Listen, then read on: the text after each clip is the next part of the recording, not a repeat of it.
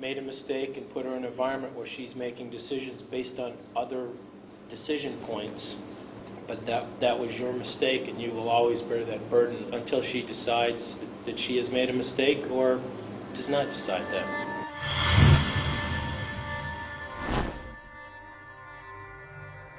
I was 11 years old when my father decided to set himself on fire in Ottawa. It was a move inspired by pure desperation, but not an unusual one. Our family was used to the idea of extreme measures like this.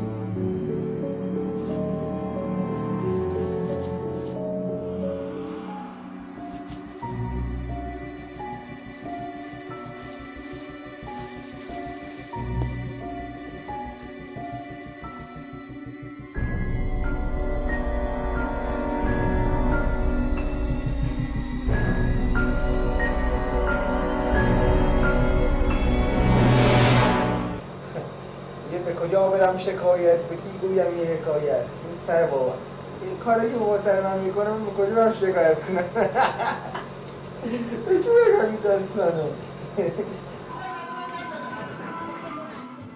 I remember the parties we had as kids, the birthday parties, goodbye parties, with food, music, and balloons. Here, I see the faces of victims. No one was taken by force. They were won over. They were coaxed into leaving by expert MKO recruiters.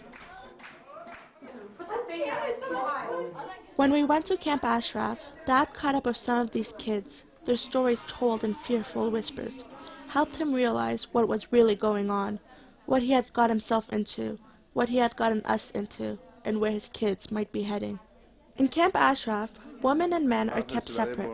Falling in love, marriage, and all that is forbidden. I've heard numerous stories of the tactics used to keep people like my sister in the camp. The motivational speeches, the classes held, and the audio speeches played back over and over in the sleeping quarters throughout the day. For me, as a visitor, they put up a show to pretend they were happy, but it wasn't the case.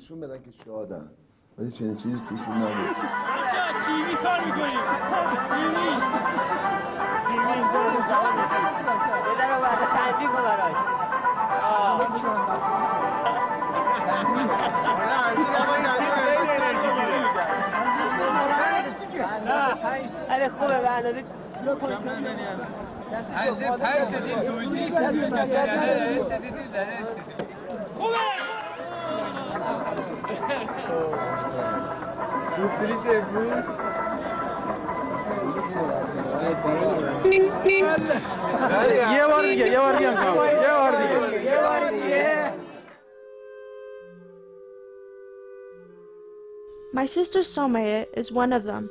Looking at her, I see an outline, a shell of what she used to be. Her eyes avert ours.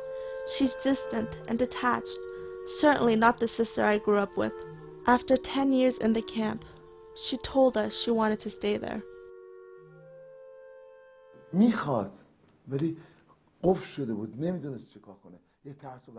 She didn't want to stay, but she was at her wit's end. I could feel a great deal of fear in her. That's why, as a father, I can never sleep well. That's why I want to rescue my daughter in any way possible. I'd do anything.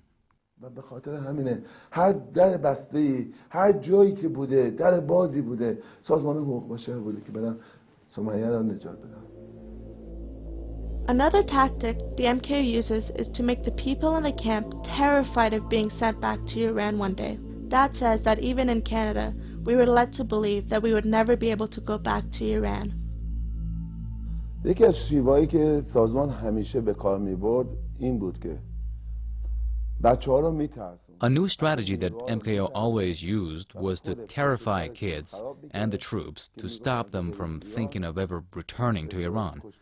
They were told if they did, they'd be executed. That's what they constantly told these kids. که رفتن به ایران همانا و کشته شدن تا همانا.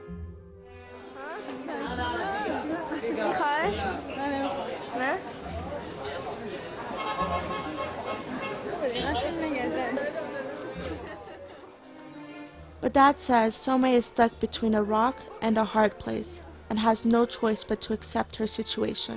It's either that or emotional suicide.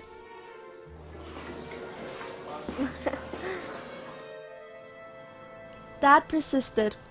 He would leave us for months to go to Iraq to try to rescue both my sister and brother. He went so many times that it became a routine. We were also used to him coming back empty-handed. He came and went from Camp Ashraf, talked to lawyers and human rights organizations, but no progress was being made. Then one day, he got a call from the MKO. It was about the time Maryam Rajavi, the wife of MKO leader Masud Rajavi, was arrested in Paris. دولت فرانسه The government of France had arrested Maryam Rajavi. In protest, MKO decided it was better if people set themselves on fire. In France, we heard a woman had done it. Each person who set themselves on fire would get extensive coverage so that people would trust MKO. به جایی میرسوند که ما بهش باور کنیم. Setting himself on fire in broad daylight in support of the MKO was Dad's way of trying to gain the organization's trust so that maybe, just maybe, they would reward him by giving him his kids back. من دخترم و پسرم و همسرم و خانواده‌مو خیلی دوست داشتم و دوست دارم. I've always loved my daughters, sons and wife, so I walked down this path. I strayed into this, and of course MKO took advantage of me. اشتباهاً افتادم، یعنی سازمان از من و ماها سوء استفاده کرد. I never wanted to do it. Anyway, it was my destiny. But I've always loved my children dearly. من بچه‌مو خیلی دوست داشتم. من برای نجات بچه‌م یعنی محمد و سمیه I would do anything to rescue Muhammad and Somaya, and that's why I instantly decided to set myself on fire to curry more favor with the MKO and be able to rescue my kids.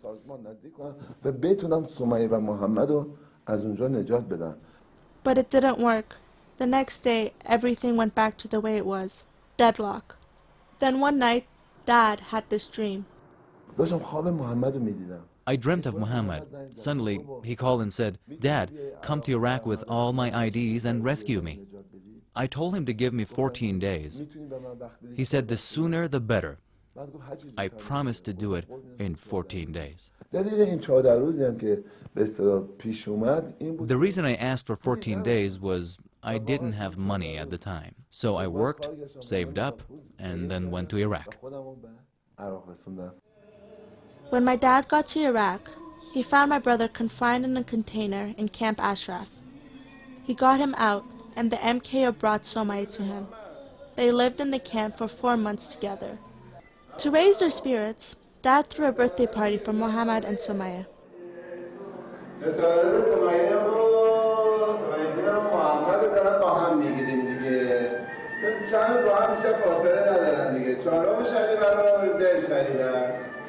واقعا برام خیلی سخت بود. It was very difficult for me. Despite all my trust in MKO, I found myself imprisoned by it.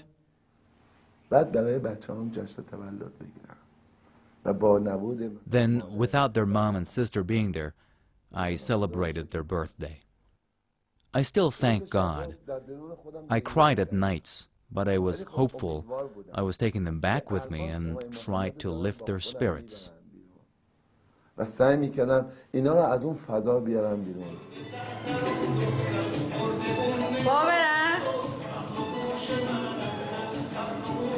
دور از چشم مامان داری میرقصی ها؟ کجایی شما؟ چرا یه دقیقی دورم جمع میشید دیگه؟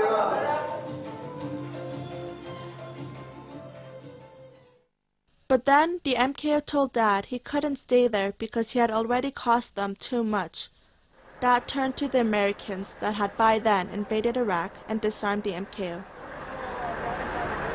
اینجا اساسه ما رو دارن میبرن و الان هم من خودم اینجا هستم. دارن میریم به طرف بغداد. نتونستیم سمیه رو ببینیم. سمیه رو دیدیم ولی نتونستیم بیاریمش. حالا میریم از اینجا بیرون با هم صحبت میکنیم بیشتر. اینا از این.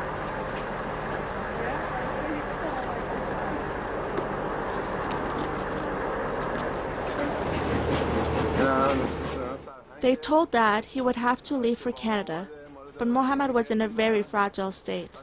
Dad knew my brother and sister were in danger in the hands of MKO, so he sent my mother to Jordan. The Iraqi government refused her a visa, so she went on a hunger strike outside of the Canadian embassy, and in the end, something paid off. Oh, okay. It's recording. Yeah.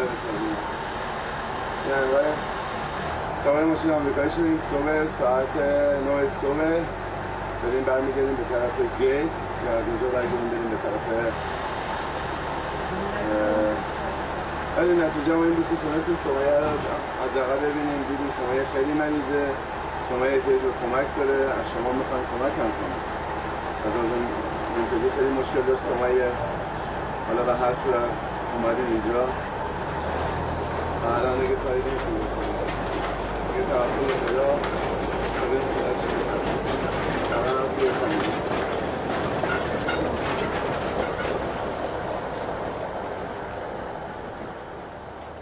The Canadian government managed to get Mohammed out and deliver him to Mom. This happened because Mohammed was a Canadian citizen, and Iraq was now under the control of US, a Canadian ally. بریم من و مرتضی و حوریه با هم تو راهیم. ساعت 4 و 18 دقیقه است. آقا مرتضی داره رانندگی میکنه، یه مقدار تو فکره، داره موهاش هم قشنگ شده.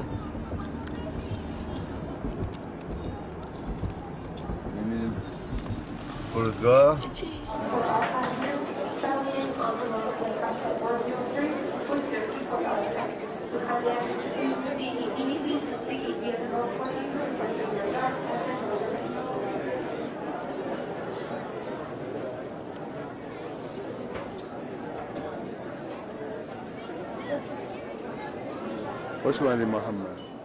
My brother finally came back to us on the 20th of December 2004.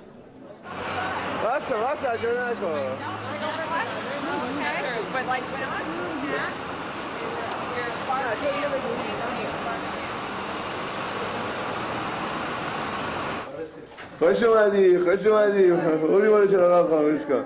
بلکن. بده. کلیدو بده من. آقا محمد خوش اومدی به خونت. دل ما رو شکوندی. برو چراغ خاموش کن. برو چراغ خاموش کن. برو چراغ خاموش کن. اونم روشن کن. برو همه روشن کن. برو اونم روشن کن. اونم روشن کن. مبارکه. برو اونم روشن کن. مبارکه. کادوی محمد محمد کادو باز کن. Mohammed was home and could put all the horrible memories behind him, but not Somaya. She was still stuck back in Iraq. When she went to Camp Ashraf, her passport was confiscated and she left Canada before getting her citizenship. Dad had tried everything to get her back, but the MKO refused to let her leave. Dad snapped and made a formal announcement on the internet that he would fight with the MKO until Somaya was home. بعد از اینکه محمد رو تونستم با تمام بدبختی و شرایط سخت محمد رو از چنگال After I rescued Mohammed, I realized I could no longer use the same strategy to rescue Somaya. نمیتونم که با اون راهی که محمد رو نجات دادم سمیه نجات بدم و شروع کردم علیه سازمان علنا. So I started to confront the MKO openly by writing articles against them, and that way to rescue my daughter. مقابله کنم و سمیه‌مو از چنگال سازمان مجاهدین نجات بدم. Mohammed came home, but we were still waiting for Somaya's return. They told us we need to get a lawyer to help with Somaya's immigration to Canada. After we got a lawyer and went to court, they told us that Mom and Dad needed to go to Iraq, and with Somaya, attend a hearing that would determine whether Somaya was eligible for Canadian citizenship, so she could be brought back. They flew to Jordan, but were then refused an Iraqi visa. When Dad called the lawyer, she said the hearing would have to be held over the phone, with Somaya in Iraq and Mom and Dad in Jordan.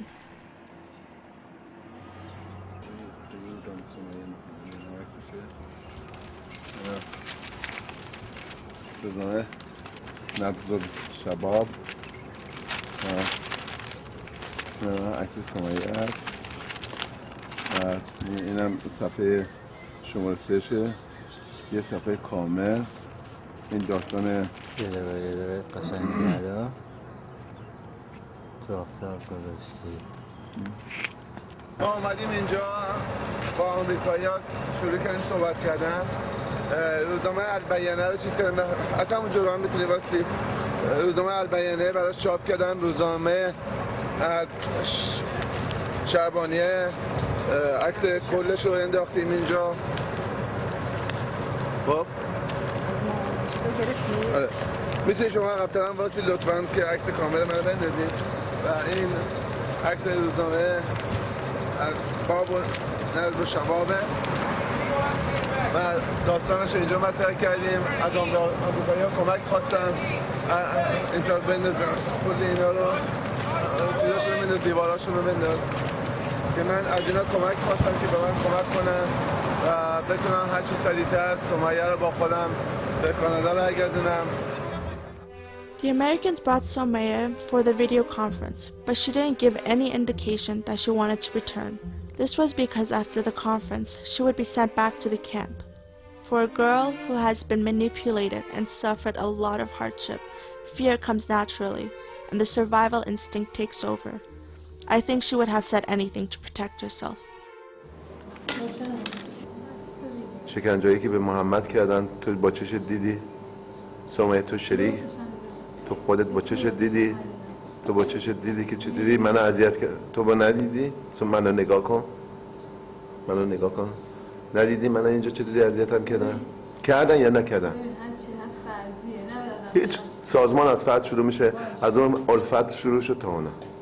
سمیه دیدی که منو چطوری صبح چند روز منو مثل دستمال کاغذی بازی دادن؟ فقط میخوام اینا رو بهت بگم تو بدون. نه میخوام با عنوان این ضبط زرد بهت ضبط کنم، به مامانت فقط نشون بدم که نه میخوام بهت بگم که دیدی که منو چرا الفت نماینده ایدئولوژی که سازمان چطوری با من بازی کرد. چی؟ راست میگی.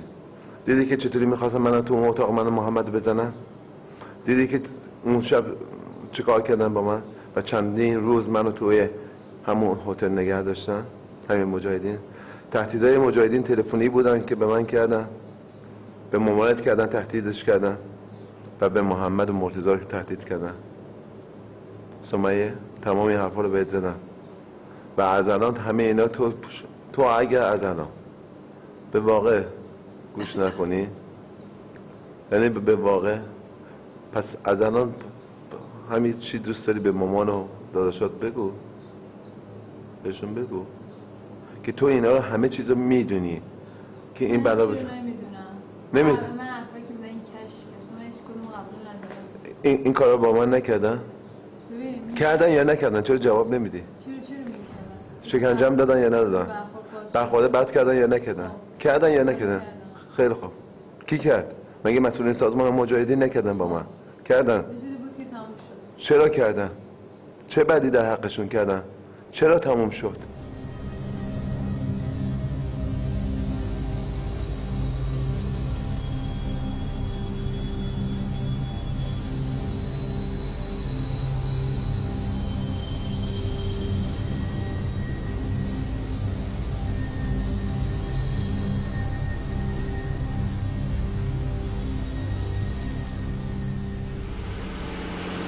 الان ساعت 9 شب با سمیه صحبت کردم.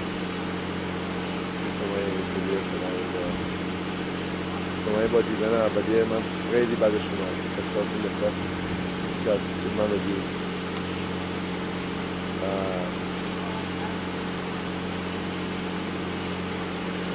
انگار که دوست داشت من رو ببینه. حقشه کار کنه، ولی همیشه از خدا میخواستم که خدایا یه فرد خوبی باشم که حداقل بچه‌هام و زنم و بچه‌ها من رو دوست داشته باشم. حالا این بار خاطر این کارو کرد یا چه من اشتباهی کردم که تو ذهنیت بدی توش گذاشتم. به هر حال اشتباهی بوده که من کردم. سمیه گناهی نداشت و گناهی هم ندادم. بهش گفتم، به مامانم گفتم. No, I mean, for your wife? Yes, I talked to my mom. No, you already? Okay. Yeah, I said. Unfortunately, Mustafa, as parents, I'm a parent, I'm a father, you have made a mistake and put her in an environment where she's making decisions based on other decision points, but that was your mistake, and you will always bear that burden until she decides that she has made a mistake or does not decide that. من اشتباه کردم. This was my mistake. My daughter was the victim of this situation, all because of me. Somaya could never have decided that on her own. She didn't even know MKO. And you have to live in your heart and your head that one day she will realize that she has made a mistake, and she will understand what you were trying to do for her. But that is something that is a mistake that you have to live with now, and it will be painful. Since then, we tried everything we could to get to her, to protect her, to save her, and to show her that no harm will get to her anymore. I was 18 then, about to start my first year of university, staying in the horrible conditions of a desert in Iraq.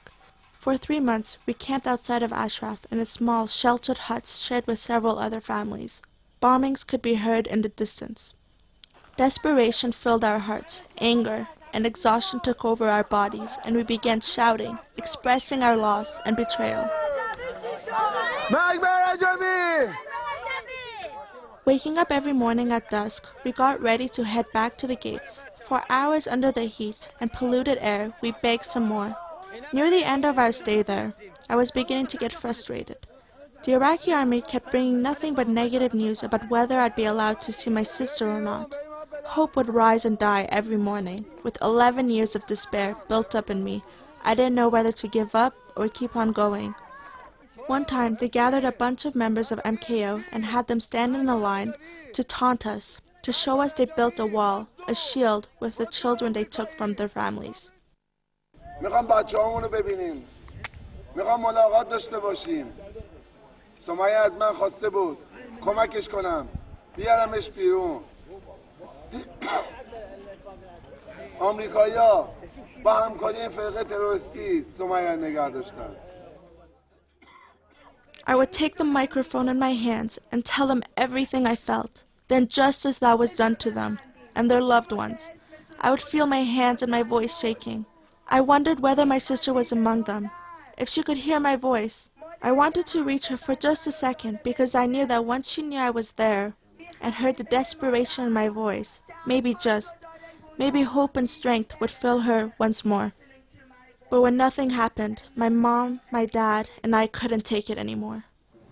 Do you not see the tears that I have shed over and over for you so you could open your eyes